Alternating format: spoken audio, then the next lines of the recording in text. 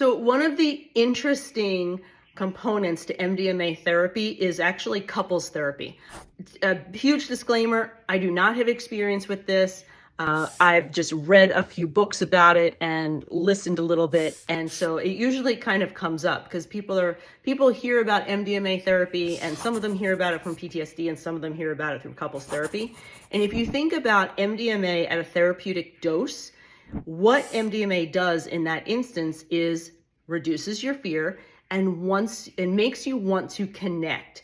So it would make sense to me. Again, I haven't worked with MDMA with a partner, nor have I worked with couples. It just makes sense to me that if you are a couple and your nervous systems have kind of irritated each other and you're at an emotional point that neither one of you seem to be able to get through, but you both really want to put the effort forth to try to understand the other person, I can really understand how MDMA therapy allows that to happen, because at a therapeutic dose, you're having conversations, you're fully aware of yourself, you're fully aware of your partner.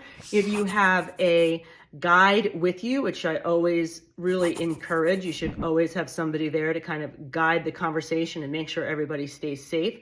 It's a beautiful opportunity for the two of you, or for two people, to really understand what your subconsciouses are doing and why there's some sort of conflict. So I would say if this topic is interesting, do some internet research. I'm not the expert on it. I just know that that's a question I get a whole lot, because in the media that's mentioned not nearly as often as MDMA for PTSD, but mentioned enough that I get questions about it.